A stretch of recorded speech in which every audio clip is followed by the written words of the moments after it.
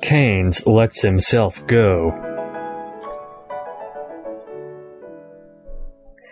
In his final chapter, concluding notes on the social philosophy towards which the general theory might lead, Keynes really lets himself go. Here he assumes that all his previous propositions have been proved, and draws his triumphant and sweeping conclusions. This chapter, therefore, is even more tightly packed with fallacies and unwarranted deductions than any of the others. But it has the advantage of stating its fallacies in relatively clear and untechnical language, and it will therefore give us the opportunity also of reviewing them in clearer and less technical language than heretofore. Inequalities of income. The outstanding faults of the economic society in which we live, Keynes begins, are its failure to provide for full employment and its arbitrary and inequitable distribution of wealth and incomes. Page 372. There are four chief things wrong with this statement. 1. The vagueness of Keynes's full employment concept, to which we shall return later for closer examination. 2. Prolonged mass unemployment is not the fault of our economic society, but of governmental interventions in labor management relations, wage rates, and money and banking policy, the very kind of intervention that Keynes wished to increase. 3. The distribution of wealth and incomes is, in the main, neither arbitrary nor inequitable in a competitive free market system.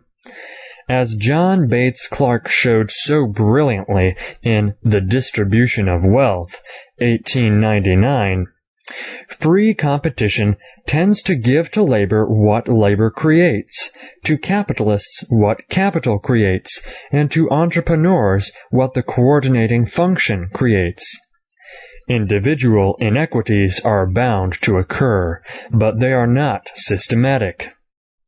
Capitalism itself tends constantly to reduce them by its rewards to production.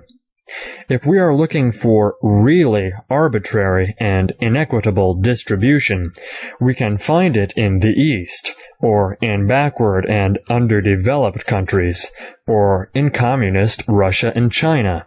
In short, in either pre-capitalistic or socialist societies. 4. It is even a misnomer in capitalist countries to call this process distribution. Income and wealth are not distributed but produced, and in general go to those who produce them. But even if all this were not true, there is no reason to suppose that the Keynesian nostrums would remedy the situation. Keynes next goes on to praise the significant progress brought about by the progressive income tax and death duties, a progress that economists are coming increasingly to doubt. Up to the point where full employment prevails, he tells us, the growth of capital depends not at all on a low propensity to consume, but is, on the contrary, held back by it. Pages 372 to 373. An increase in the habitual propensity to consume will in general, i.e., except in conditions of full employment, serve to increase at the same time the inducement to invest. Page 373. The growth of wealth, so far from being dependent on the abstinence of the rich, as is commonly supposed, is more likely to be impeded by it. One of the chief social justifications of great inequality of wealth is, therefore, removed. Page 373. How marvelous is the Keynesian world! The more you spend, the more you save. The more you eat your cake, the more cake you have. The less you save, the more inducement you have to invest. But there is, perhaps, a flaw in this logic. Even Keynes has insisted that saving and investment must be equal. As you can only invest what you save, the less you save, the less you are able to invest, no matter how great the inducement to invest. Moreover, it is not excessive saving that creates unemployment, but excessive wage rates. Wage rates, that is, above the marginal productivity point. But we have been over and over all this ground before. There follows a long paragraph in which Keynes concedes that there is social and psychological justification for significant inequalities of incomes and wealth, but not for such large disparities as exist today. Page 374. It appears that there are valuable human activities which require the motive of money-making, but much lower stakes will serve the purpose equally well, and the task of transmuting human nature must not be confused with the task of managing it. This paragraph is revelatory. It betrays the totalitarian touch. It shows Keynes in the role of father knows best. He and his friends know, just by personal judgment, exactly what rewards and penalties are necessary. The people are to be managed by the Keynesian elite. A man does not have a right to keep what he earns, but allowing him to keep some of it is a gracious privilege in which a government clique of omniscient Keynesians may indulge him, like allowing a child to have just a little candy.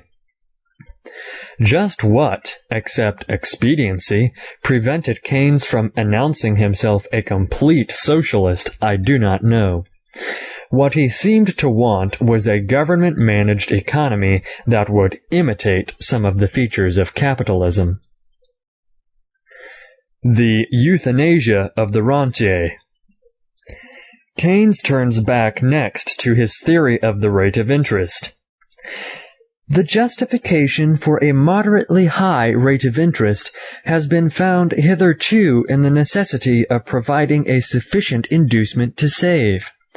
But we have shown that the extent of effective saving is necessarily determined by the scale of investment, and that the scale of investment is promoted by a low rate of interest.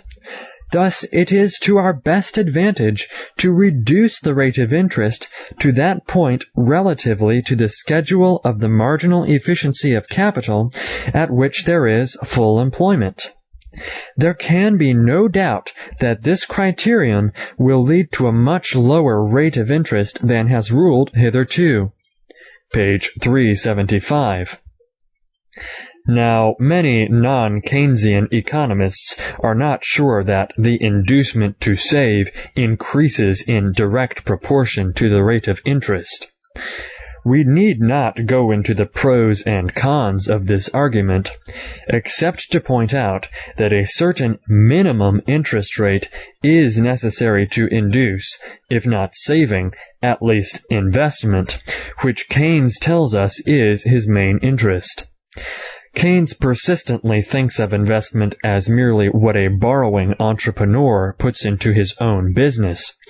I am here using the term to mean also any loan that a man makes with his savings, the purchase of a bond, etc. When Keynes tells us that the scale of effective saving is necessarily determined by the scale of investment, he forgets that the primary causation is the other way round. Saving determines investment. Without saving, there is nothing to invest. Even on Keynes's own definitions, investment cannot come into being without equivalent savings. To say that the scale of investment is promoted by a low rate of interest is to look at the matter solely from the point of view of the borrower and to forget the point of view of the lender. Suppose we applied Keynes's dictums to buying and selling. We would then write something like this. Buying is not determined by purchasing power, but effective purchasing power is determined by the scale of buying, and the scale of buying is promoted by low prices. This would be immediately recognized as nonsense. Even a Keynesian might be expected to see that the scale of selling or of producing for sale is promoted by high prices, which give the highest inducement to produce. Of course, in practice, the maximum production, buying, and selling are achieved by the right equilibrium price, the price which does most to harmonize the desires and incentives of producers, sellers, buyers, and consumers respectively. So it is with interest rates. The interest rate that promotes the maximum saving, lending, borrowing, and investment is neither the highest interest rate nor the lowest interest rate, but an equilibrium interest rate at which the greatest numbers of desires and incentives of both lenders and borrowers are reconciled.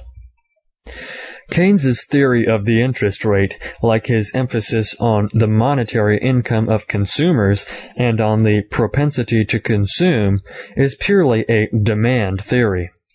Just as he seems to think in terms solely of the propensity to spend and buy, and not of the propensity to work or produce or sell, so he thinks solely of the incentive to borrow, and ignores the need of the incentive to save and to lend.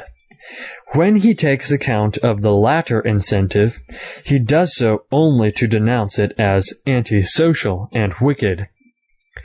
How does Keynes know that there can be no doubt that a rate of interest fixed in accordance with the marginal efficiency of capital at which there is full employment will be a much lower rate of interest than has ruled hitherto? Apparently, because his personal feelings tell him so. I feel sure that the demand for capital is strictly limited in the sense that it would not be difficult to increase the stock of capital up to a point where its marginal efficiency had fallen to a very low figure, where the return from capital instruments would have to cover little more than their exhaustion by wastage and obsolescence. Page 375. Insofar as there is any argument at all for the conclusion on page 375, it seems to rest on the question-begging assumption that unemployment is the result of excessive interest rates rather than excessive wage rates. Keynes does not appear to understand even the main purpose of capital and capital goods. That purpose is not merely to increase output and to produce consumer goods that could not otherwise be produced, but to reduce costs of production. Why would anybody invest in capital goods if he got no net return worth speaking of? Let us take, for example, a house that costs $20,000 to build. One can understand that a man might build such a house to live in himself. One can understand that he might build it to rent out to someone else, provided, of course, that he got a good deal more rent than simply enough to cover exhaustion by wastage and obsolescence. But suppose he were asked, instead, to lend a mortgage for the full value of such a house, to enable someone else to build it to rent out to still a third person. It is obvious that, in order to induce him to do this, the interest rate offered would have to be equal to the presumptive rent of the house, minus the annual estimated depreciation. Compensation for the worry and trouble of management, the landlord function, and relative protection against the risks of vacancy and of real estate speculation. The mortgagee's return, in short, is intimately connected with the prospective return of the legal owner of the building. This is merely a special case of the constant close relationship between the rate of interest and the marginal yield of specific capital goods. If the intended mortgagee were not offered such a return, he would not lend the money. If the builder of the house were not allowed to charge a rent making it worthwhile, he would not build houses, either with his own money or somebody else's. How then would Keynes force down interest rates and even the return to the entrepreneur and still get his saving, investment, and production? What he really has in mind, apparently, is seizing the money through taxation and creating forced investment through the government. Does my assumption go too far? Then listen to this. Though this state of affairs, just about enough return to cover cost of capital replacement, would be quite compatible with some measures of individualism, yet it would mean the euthanasia of the rentier, and consequently the euthanasia of the cumulative oppressive power of the capitalist to exploit the scarcity value of capital. Pages 375 through 376. For the light it throws on the heart of Keynes's message and on the popularity of his ideas among leftists, this sentence is one of the most revealing in the book. Notice how patronizingly individualism, i.e., individual liberty, is treated. Keynes would graciously allow some measure of it, but he insists on the euthanasia of the rentier. Euthanasia means painless death. That is, the death of the rentier would be painless to Keynes.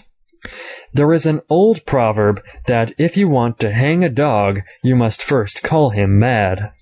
If you want to knock a man down, you should first give him a bad name. So Keynes uses the French rentier as a smear word.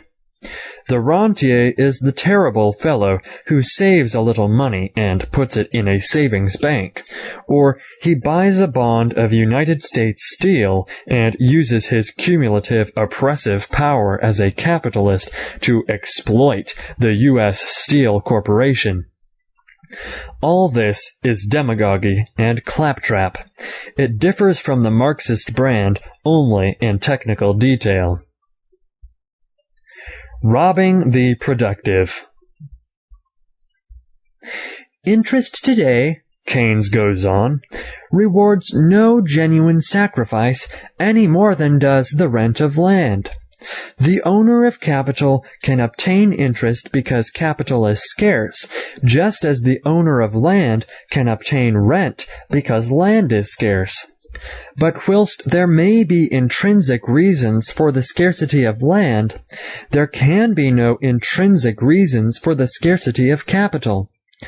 Even so, it will still be possible for communal saving through the agency of the state to be maintained at a level which will allow the growth of capital up to the point where it ceases to be scarce. Page 376. How does Keynes know that interest rewards no genuine sacrifice? Certainly, savers in moderate circumstances are constantly making sacrifices of immediate gratifications in order to save for a home, for the education of their children, or against possible ill health. What does Keynes know about the individual sacrifices, abstentions, and choices of individual savers? And does the rent of land reward no genuine sacrifice?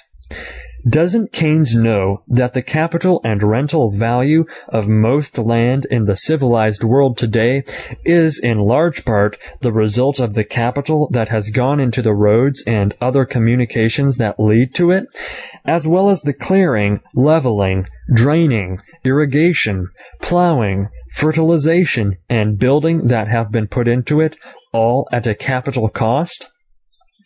What does Keynes mean when he declares that there are no intrinsic reasons for the scarcity of capital?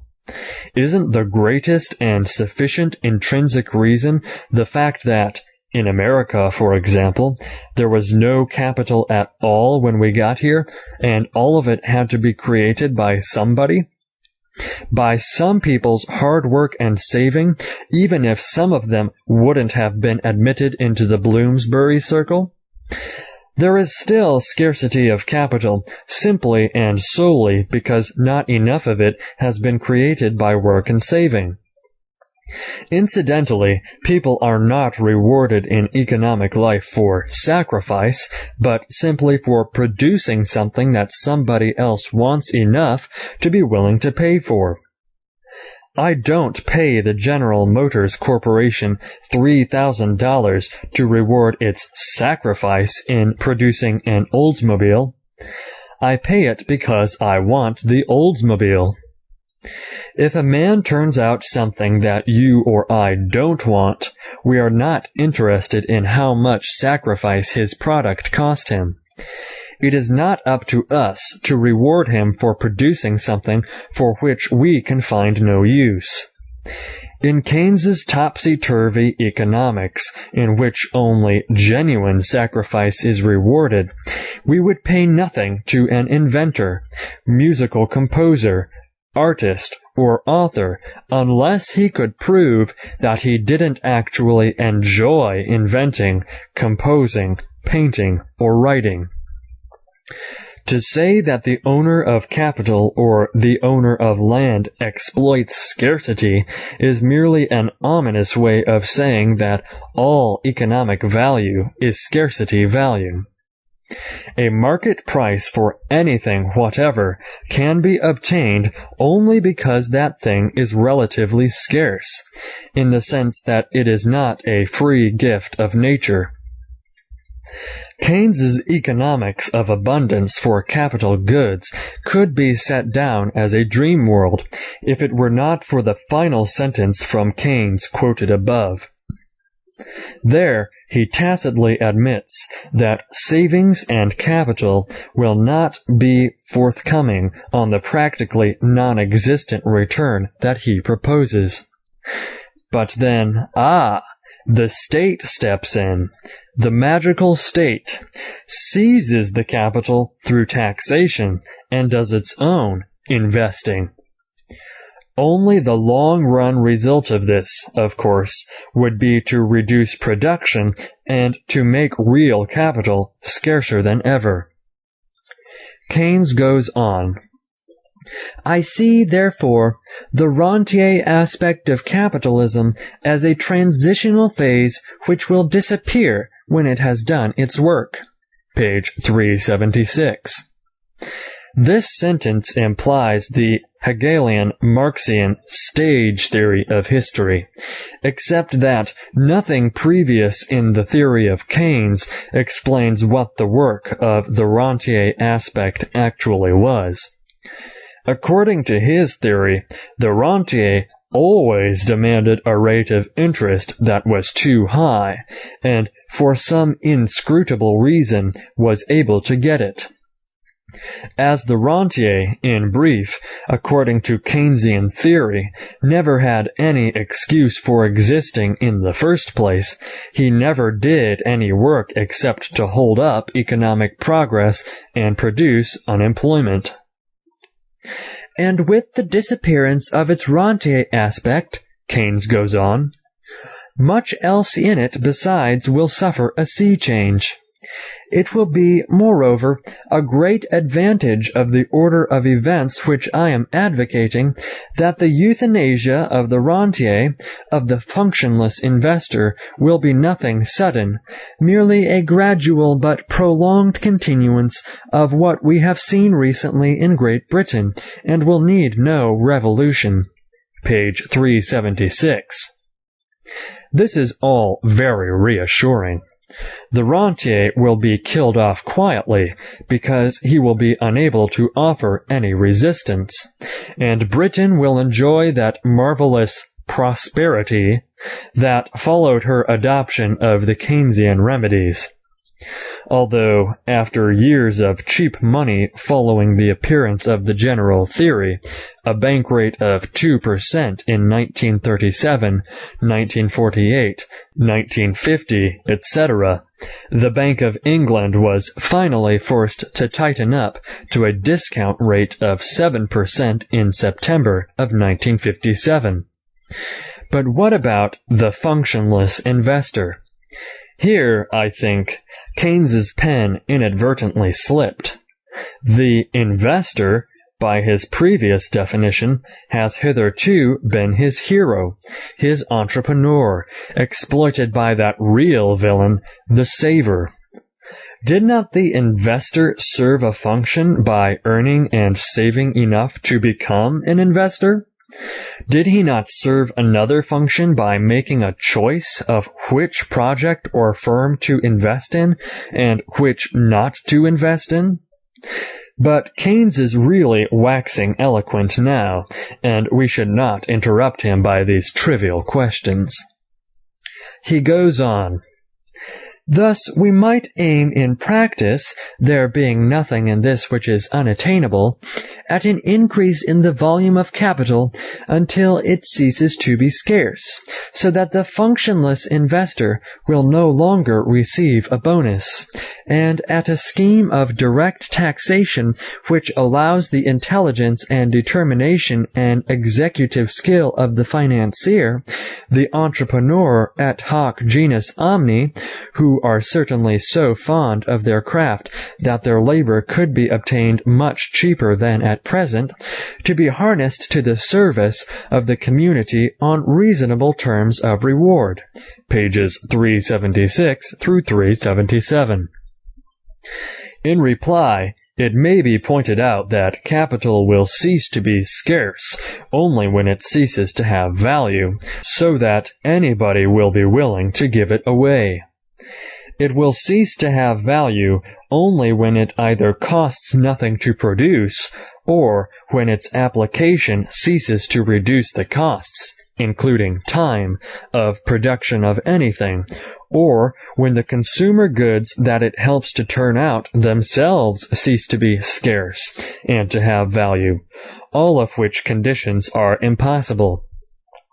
The application of capital increases technological progress, and technological progress itself makes old machines and materials obsolete at the expense of new machines and materials. So, capital, by aiding progress, automatically increases the need and value and scarcity of new capital for new applications. Keynes's scheme of direct taxation is a scheme to rob the productive in order to reward the unproductive. It tries to exploit the fact that certain entrepreneurs, like certain poets, musicians, artists, scientists, are fond of their craft. But the attempt to exploit these, to treat them like draft horses, to pay them just enough to keep them working, would have one flaw. Other entrepreneurs work primarily for the rewards in it, and when these are cut down below a sufficient inducement, they play golf or choose some other alternative, as the results of the expropriatory rates of the existing income tax are proving every day. It is obvious from Keynes's tone that he had an ill-concealed contempt, as befitted a member of the Bloomsbury Circle, for the business entrepreneur. Keynes concludes this section by writing, "It would remain for separate decision on what scale and by what means it is right and reasonable to call on the living generation to restrict their consumption so as to establish, in course of time, a state of full investment for their successors." Page 377. But people have already been deciding this question as individuals and voluntarily, and not by collective compulsion, except through progressive income and inheritance taxes and so-called state investment.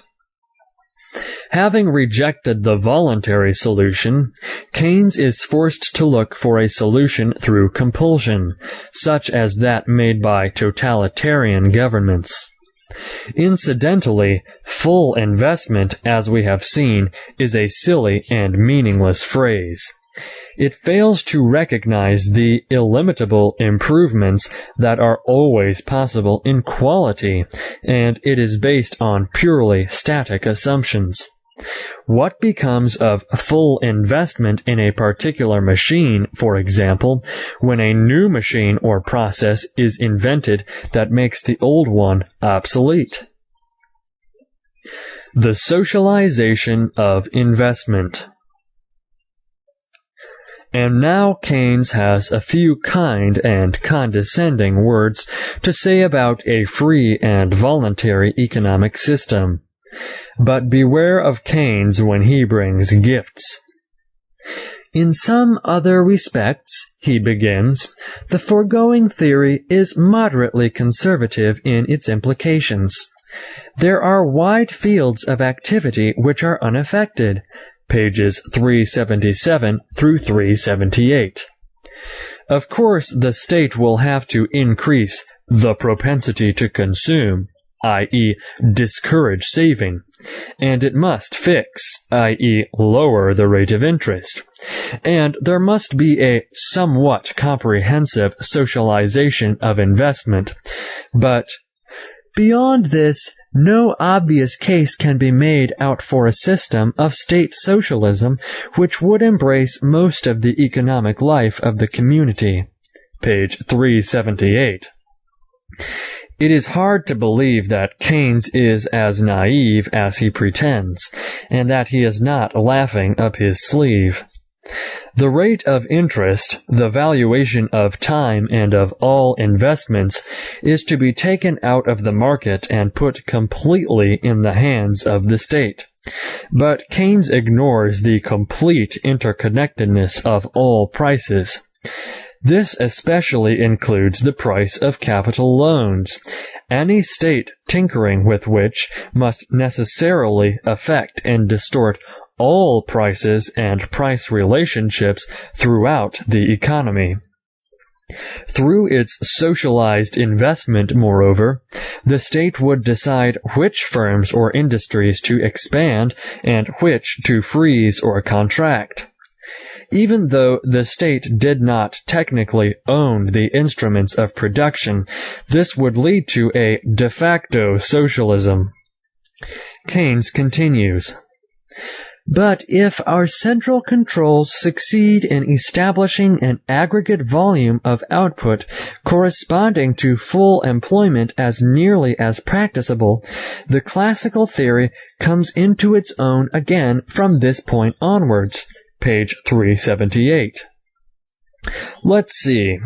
The free market system, which is what Keynes means by the classical theory, is incapable, according to him, of properly fixing the volume of money and credit, or the proper rate of interest, or the right volume and direction of investment, or the right volume of output, or adequate employment.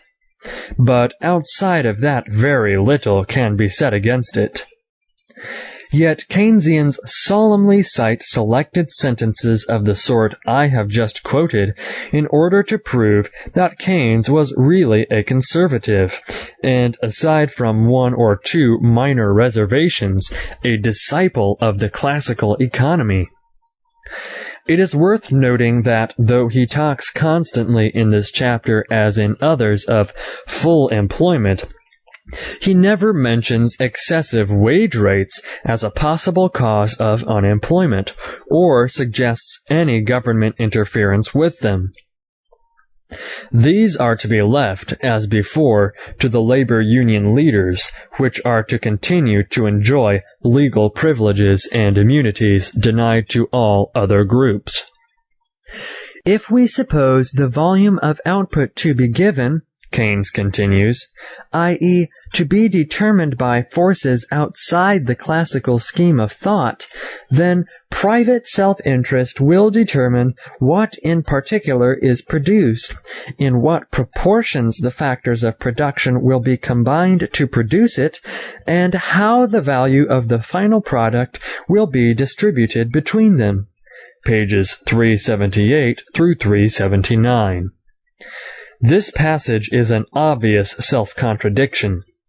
If the state determines how much will be invested, at what interest rate, and just where, it necessarily determines what in particular is produced, and with what factors.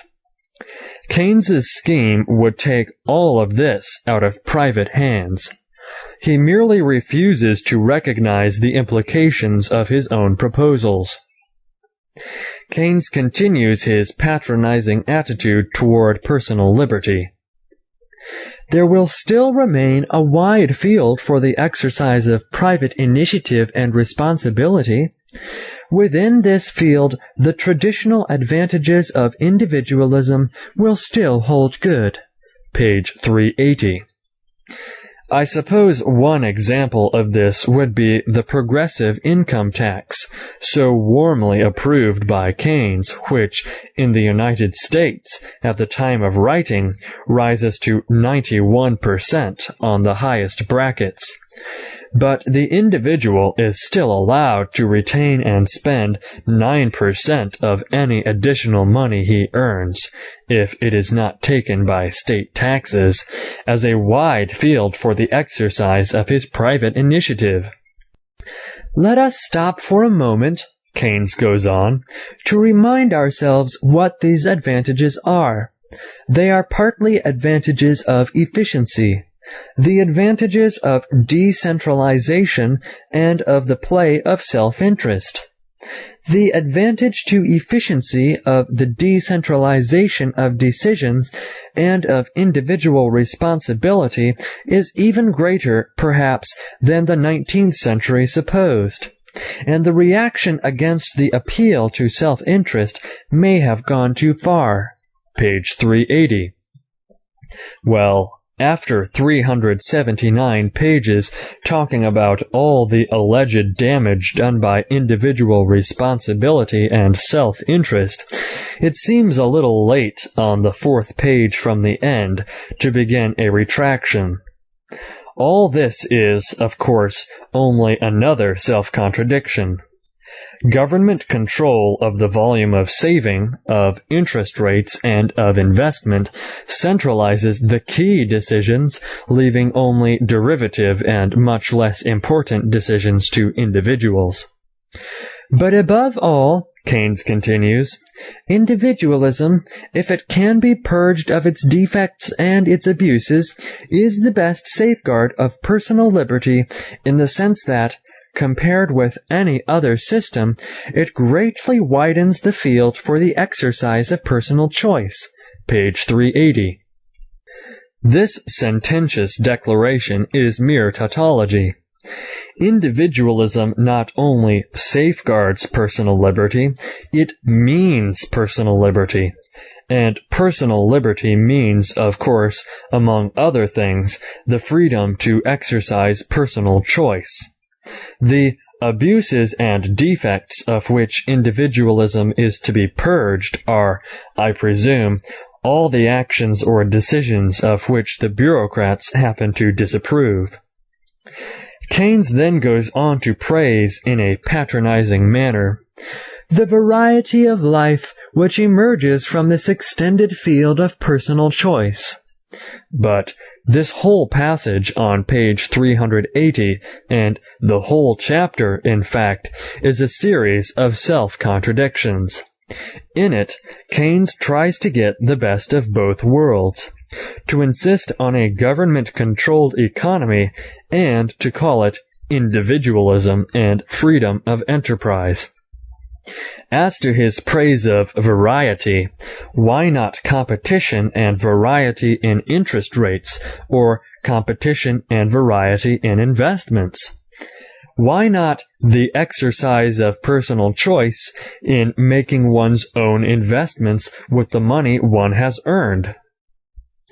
Whilst, therefore, Keynes goes on, the enlargement of the functions of government would seem to a 19th century publicist or to a contemporary American financier to be a terrific encroachment on individualism, I defend it, on the contrary, both as the only practicable means of avoiding the destruction of existing economic forms in their entirety, and as the condition of the successful functioning of individual initiative.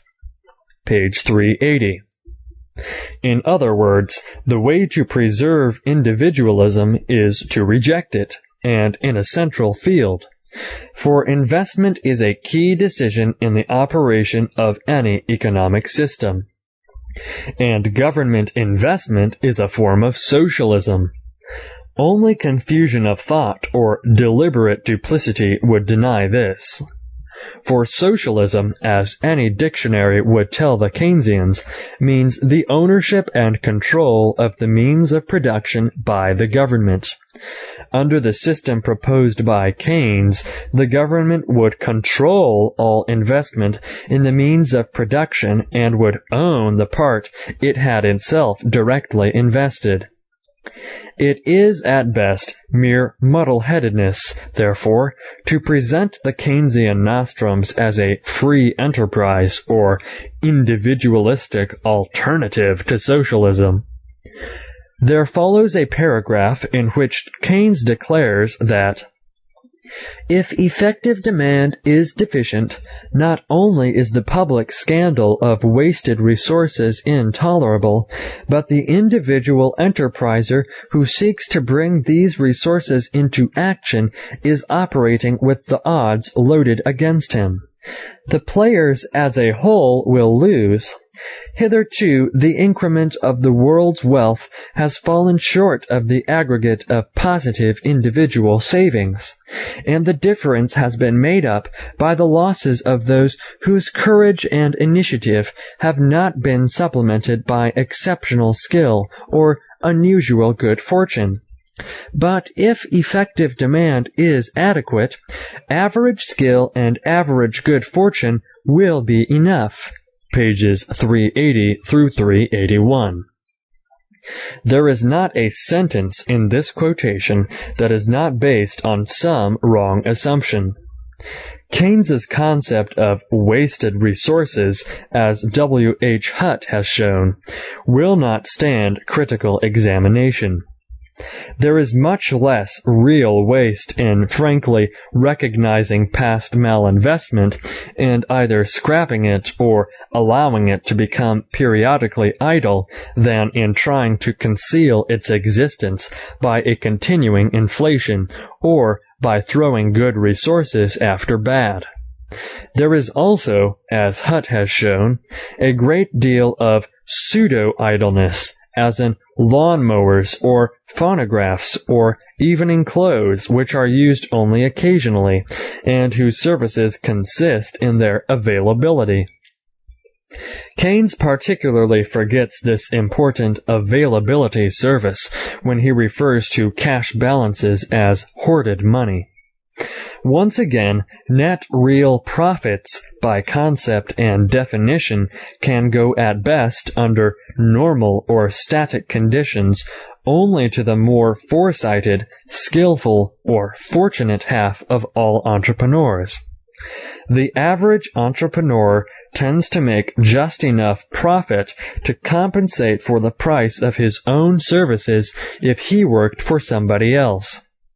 The entrepreneurs with less than average foresight, skill, or luck will find themselves with losses. Only the better than average will achieve real profits.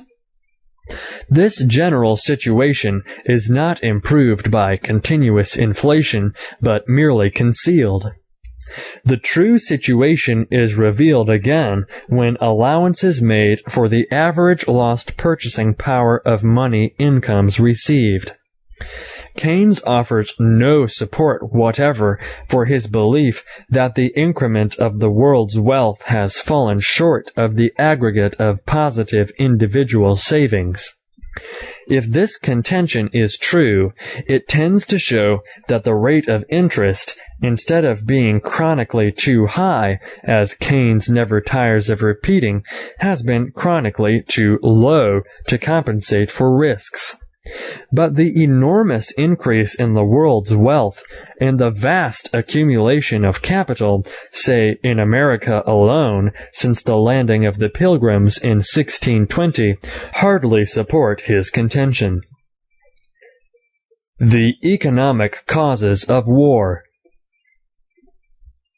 Keynes now follows with a section in which he offers his nostrum as a remedy for removing the alleged economic causes of war.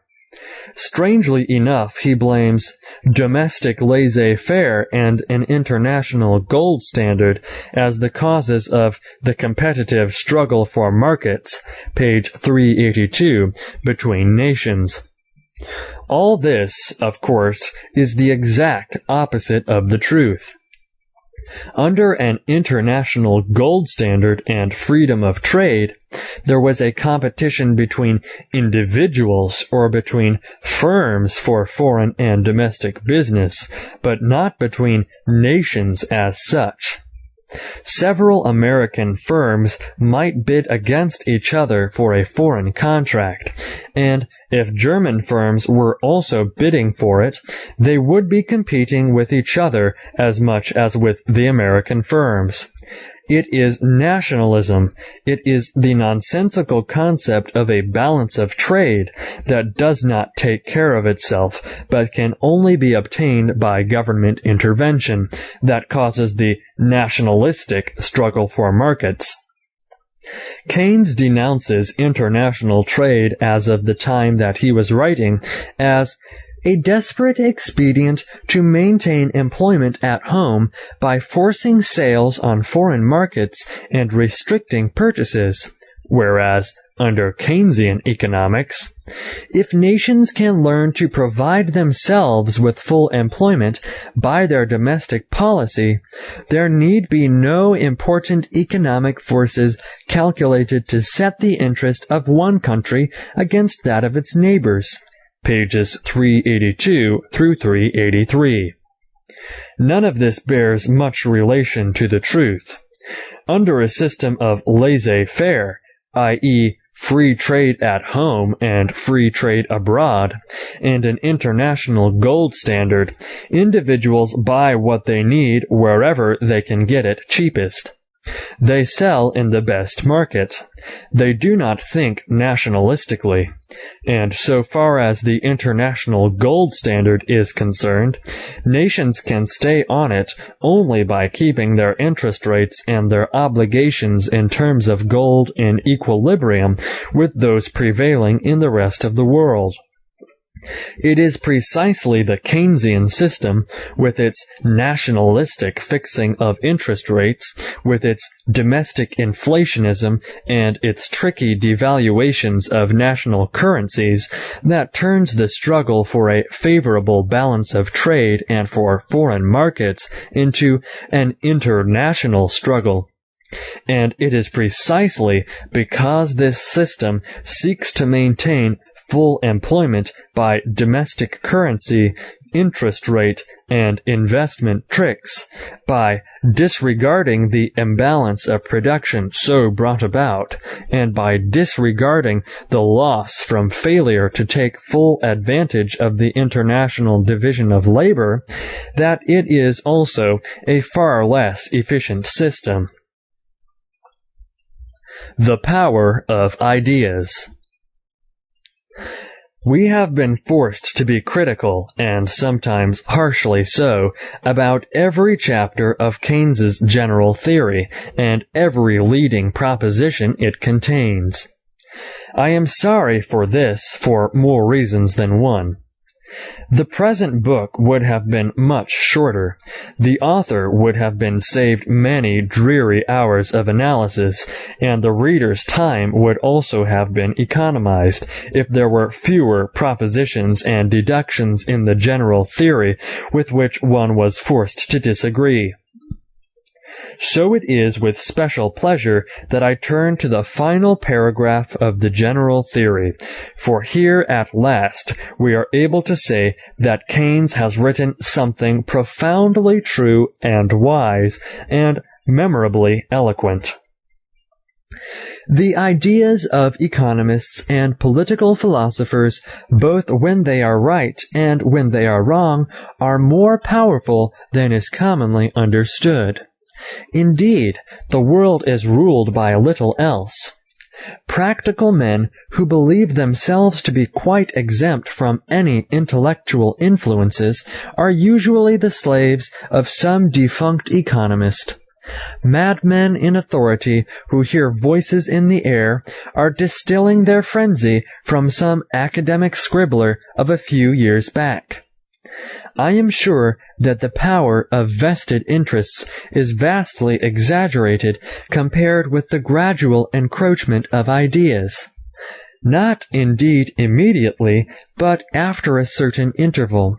For in the field of economic and political philosophy, there are not many who are influenced by new theories after they are 25 or 30 years of age, so that the ideas which civil servants and politicians and even agitators apply to current events are not likely to be the newest.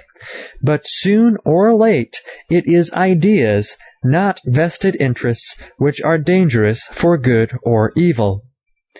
And what a crowning irony that the defunct economist and academic scribbler of a few years back, whose ideas are being applied by civil servants and politicians and agitators, should now be none other than John Maynard Keynes himself.